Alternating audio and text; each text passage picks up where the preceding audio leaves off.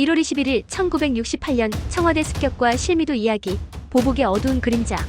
1968년 1월 21일 대한민국의 심장부인 서울, 그 한밤중에 나라의 운명을 바꿀 수 있는 사건이 일어났습니다. 바로 북한의 특수부대 요원들이 청와대를 습격하려는 충격적인 시도가 발생한 것입니다. 그들은 단순한 군사적 도발이 아니었습니다. 그들의 목표는 더 구체적이고 끔찍했습니다.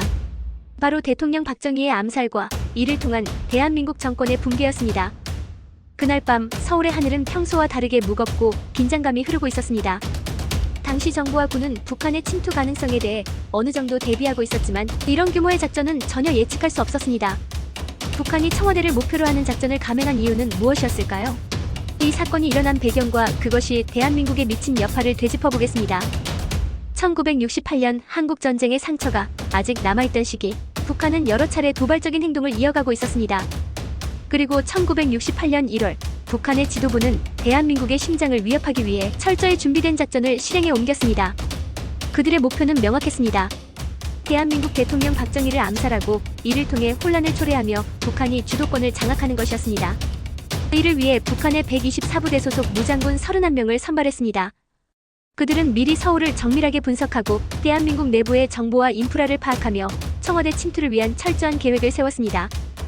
이들은 1968년 1월 초 군사분계선을 넘어 대한민국에 침투했습니다. 서울 북쪽의 산악지대를 이용해 군경의 눈을 피하며 한 걸음씩 다가갔습니다. 그들은 군복을 입고 대한민국 군인으로 위장하여 눈에 띄지 않도록 철저히 숨어들었습니다.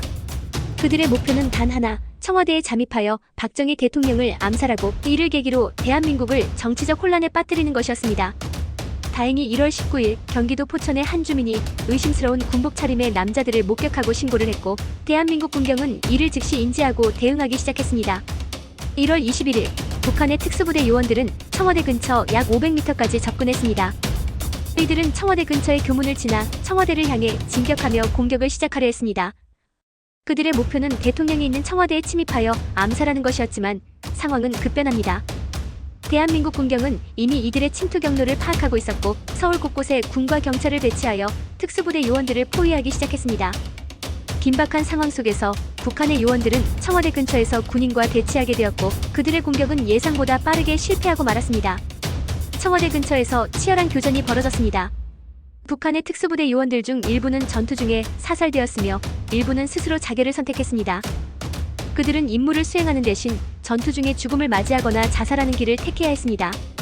나머지 요원들은 서울 외곽으로 도주했지만 대한민국 군경은 이들을 추적하며 끝까지 섬멸하고 생존자 김신조를 체포할 수 있었습니다.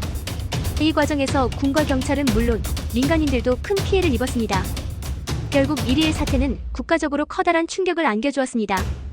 북한이 대한민국의 수도인 서울에 침투하여 청와대를 공격하려 했다는 사실은 나라 전체를 혼란에 빠뜨렸습니다. 청와대 근처에서의 교전은 서울 곳곳에 군사적 긴장을 고조시켰고 남북 간의 대립은 더욱 격화되었습니다.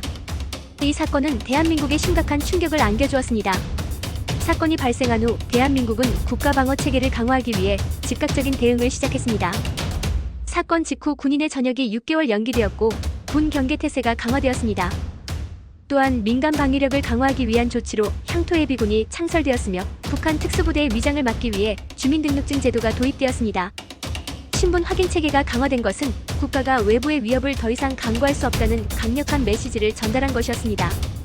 또한 고등학생들에게 교련 수업을 의무화하여 젊은 세대들도 위기 상황에서 대응 능력을 키울 수 있도록 했습니다. 이러한 변화들은 국가의 안보 체계를 더욱 강화하는 동시에 국민들의 방어의식을 높이는 중요한 계기가 되었습니다. 1.21 사태 이후 박정희 정부는 북한의 도발에 대한 보복을 결심합니다. 이를 위해 창설된 특수부대가 바로 684부대입니다. 684부대는 북한 김일성을 암살하기 위한 목적으로 결성되었으며 요원들은 철저한 훈련을 받았습니다. 하지만 이들의 임무는 임박한 시점에서 취소되고 결국 부대는 대한민국 안보 역사에서 비극적인 결말을 맞이하게 됩니다. 684부대의 이야기는 후에 영화 실미도로 제작되었고 많은 이들에게 대한민국의 안보 정책과 군사적 비극에 대해 성찰하게 만든 사건으로 남았습니다. 실미도 사건은 남북 대립의 어두운 면을 적나라하게 드러내며 또한 그들의 고통과 희생을 대중들에게 전달하는 중요한 역할을 했습니다. 1968년 1월 21일의 1.21 사태는 단순히 북한의 도발로 끝난 사건이 아닙니다. 이 사건은 대한민국에게 중요한 역사적 교훈을 남겼습니다. 그것은 바로 국가 안보와 평화의 중요성, 그리고 남북 간의 긴장 속에서 우리가 무엇을 지켜야 하는지를 묻는 사건이었습니다. 이 사건은 대한민국의 안보 체계를 재정비하는 계기가 되었고, 현재까지도 한반도에서 긴장의 상징적인 사건으로 기억되고 있습니다.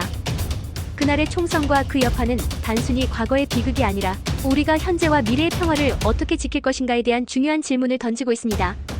한밤의 총성은 대한민국을 위협했지만 동시에 대한민국을 더 강하게 만들었습니다. 구독과 좋아요는 영상을 제작하는 데 큰 힘이 됩니다.